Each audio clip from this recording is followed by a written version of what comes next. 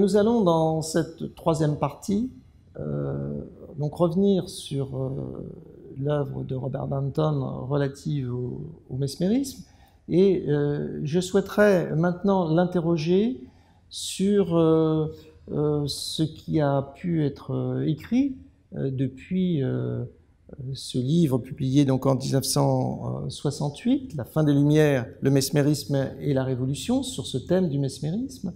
Est-ce qu'il a suivi ses travaux? Est-ce qu'il s'y est intéressé? Et puis aussi, bien sûr, l'influence, au fond, dans quelle mesure l'œuvre considérable donc, qui s'est développée et qui s'est continuée après ce premier livre, mais qui n'est pas le dernier, comment donc ça a pu influer, comment ça a pu nourrir ses travaux ultérieurs.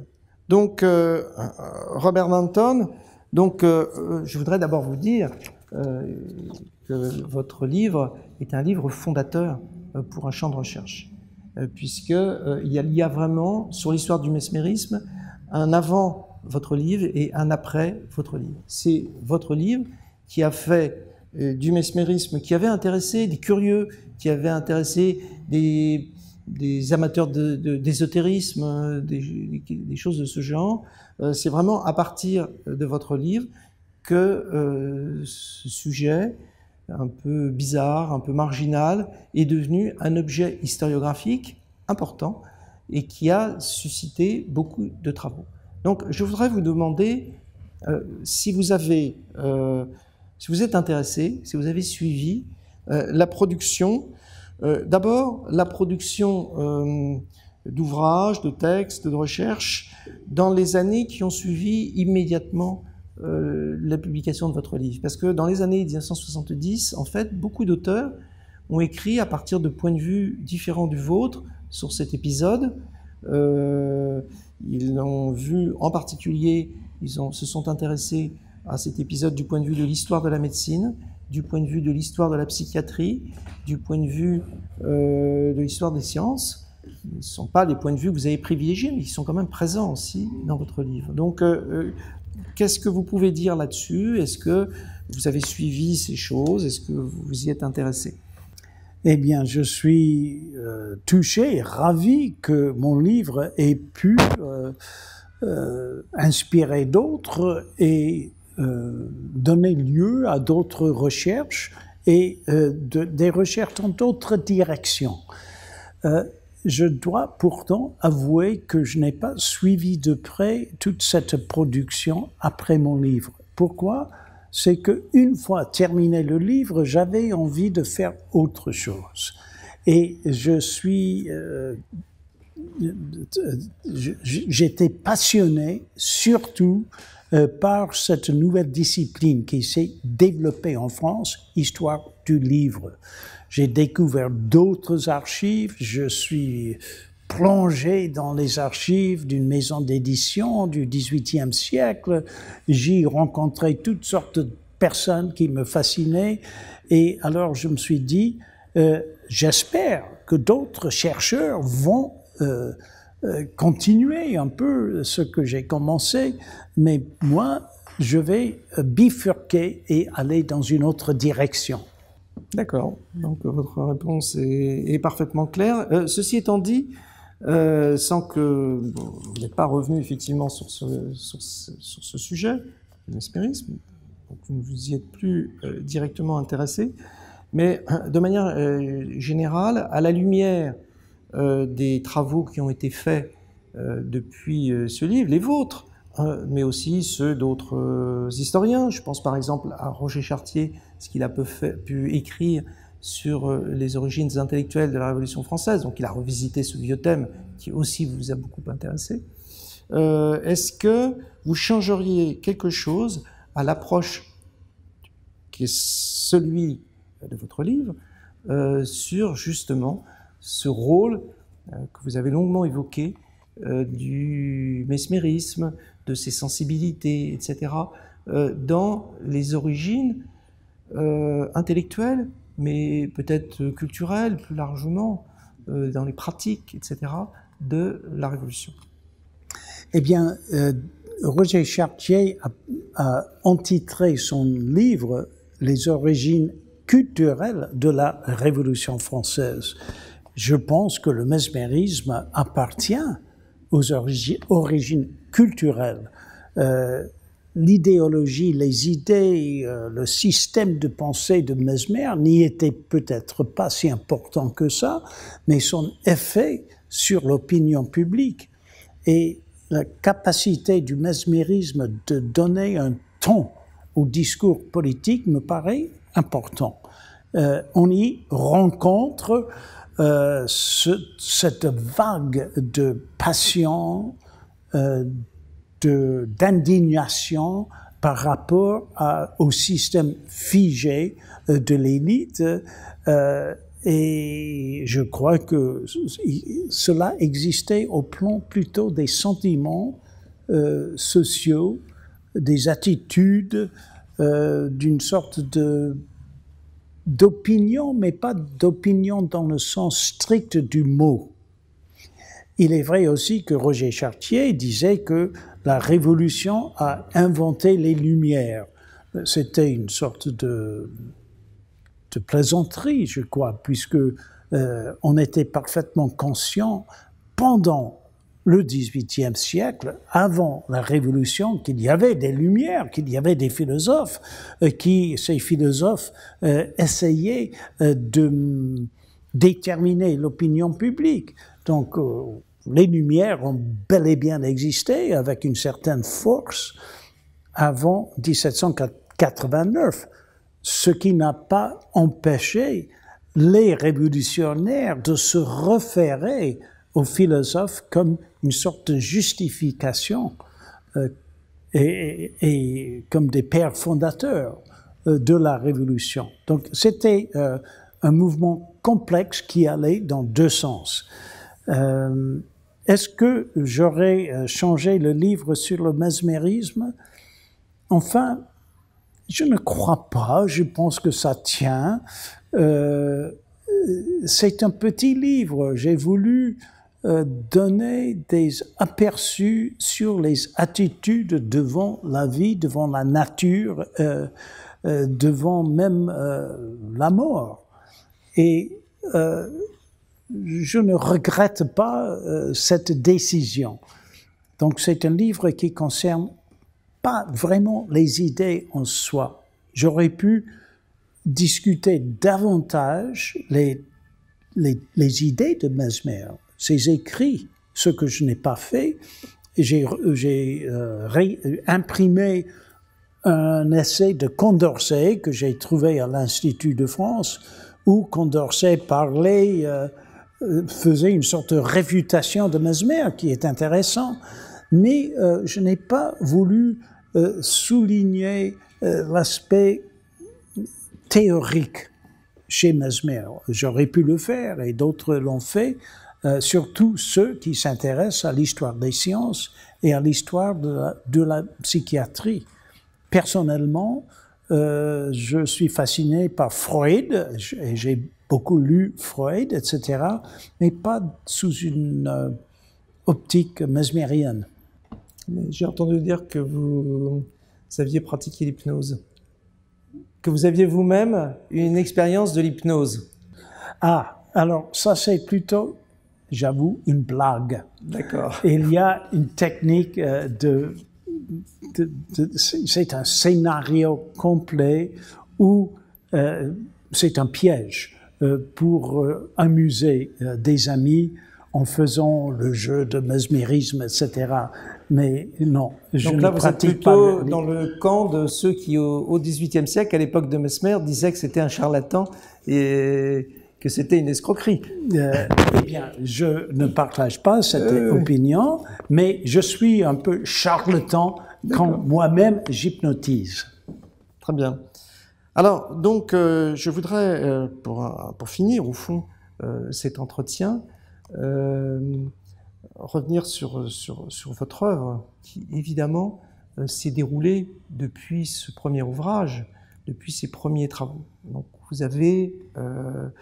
l'avez évoqué, apporté énormément à l'histoire du livre, qui est un des secteurs qui a explosé dans les études sur le XVIIIe siècle. Vous avez aussi travaillé sur, en liaison bien sûr avec le livre sur la police, sur la répression, sur la censure. Vous vous êtes intéressé à la question de l'opinion publique. Dans un de vos derniers livres, L'affaire des 14, vous vous êtes intéressé à des chansons et comment ces chansons qui sont écrites sur des petits bouts de papier contribuent à construire une opinion. Et vous réfléchissez dans ce livre à qu'est-ce que c'est qu'une opinion. Et évidemment, l'histoire du mesmérisme, c'est aussi une bataille d'opinion, c'est aussi une question autour de l'opinion, puisque ça a passionné. Vous aviez évoqué tout à l'heure les ballons, vous avez dit aussi qu'il y a eu les ballons et il y a eu le mesmérisme, qui ont été les deux grandes passions qui ont agité l'opinion dans ces années qui précèdent la Révolution française. Donc j'aurais souhaité que vous expliquiez dans quelle mesure, en jetant un regard sur ces années de recherche, toutes ces publications, tous ces livres, tous ces articles que vous avez faits depuis cet ouvrage de 1968, dans quelle mesure vous êtes resté d'une certaine façon fidèle au chemin que vous aviez commencé à tracer, ou peut-être éventuellement que vous avez ouvert d'autres choses, avez évolué aussi évidemment. Oui, comme je vous ai dit, souvent j'ai travaillé d'après des surprises, des trouvailles dans les archives. Par exemple, le livre que j'ai fait sur les chansons de rue, etc., c'était le résultat d'une découverte au hasard dans les archives de la Bastille. Et je pourrais vous donner d'autres indications, mais ça ne veut pas dire pour autant que tout est surprise et que j'ai improvisé sans continuer mes préoccupations d'une certaine manière. Il est vrai que je me passionne pour l'étude de l'opinion publique, pour la communication, les moyens de communication, non seulement des idées dans le sens strict du mot, mais des attitudes, des sentiments, des points de vue. Et le mesmérisme se prête très bien à ce genre d'études. Alors, j'ai continué à faire des travaux sur la vision du monde, mais en utilisant de façon plus systématique l'anthropologie. Quand je suis entré à l'université de Princeton comme professeur, c'était en 1968, j'ai fait la connaissance d'un grand anthropologue qui s'appelle Clifford Geertz, et nous avons fait un séminaire sur anthropologie et histoire pendant 20 ans. Il m'a, pour ainsi dire, formé comme anthropologue, formé, donc je ne prétends pas maîtriser cette science, mais j'ai énormément lu de la littérature anthropologique et j'en tire une certaine inspiration. Alors, un livre que j'ai écrit qui a un titre curieux, Le grand massacre des chats, est un livre profondément anthropologique et je crois que ce livre, en utilisant l'anthropologie, arrive à mieux faire connaître les attitudes des Français avant la Révolution que mon livre sur le mesmérisme. Parce que là, je n'avais pas de formation conceptuelle, je n'avais pas lu Foucault, tout cela n'existait pas. C'était plutôt improvisé. Il y avait pas mal de recherches, mais l'orientation théorique était faible. Mais dans le grand massacre des chats, j'ai voulu, d'une façon systématique, mais pas en le développant explicitement, tout est implicite. J'ai voulu faire une sorte d'histoire anthropologique Et j'ai continué dans ce sens, même en travaillant sur les chansons de rue, sur la diffusion du livre, sur la vie des Rousseau du ruisseau, des pauvres diables de la littérature, et sur bien d'autres sujets. Alors, il existe donc, je crois, une continuité de mes préoccupations, mais je pense que après avoir atteint l'âge de 30 ans, je commençais à mieux connaître les problèmes théoriques et méthodologiques de l'histoire. Et à cette époque-là, j'ai fait connaissance avec des chercheurs français tels que Roger Chartier et les autres que j'ai nommés, et ils m'ont ouvert une autre vision de l'histoire. Là, j'ai connu l'École des Annales, j'ai beaucoup travaillé chez eux, je me sens comme un compagnon de route, si vous voulez, et j'ai vu la transformation chez les historiens des Annales d'une préoccupation pour l'histoire des mentalités à une vision anthropologique de l'histoire. Donc nous avons fait une certaine route ensemble. Très bien. Et vous êtes d'accord que vous auriez pu, vous ne l'avez pas fait parce que voilà, vous avez eu d'autres intérêts, vous avez découvert d'autres sources, d'autres documents, et vous l'avez dit, votre intérêt, votre curiosité, ça a déterminé pour partie les choix finalement que vous avez faits.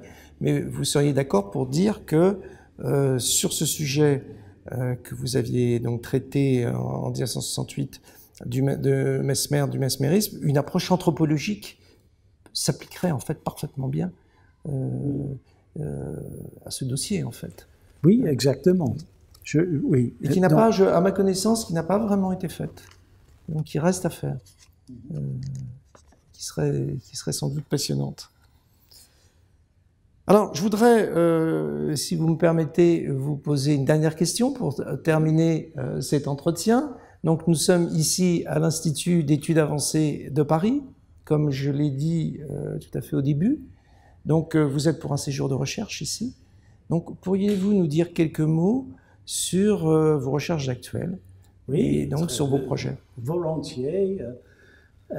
Je viens de terminer, même hier, un livre qui porte le titre « Un tour de France littéraire, le monde des livres à la veille de la Révolution ».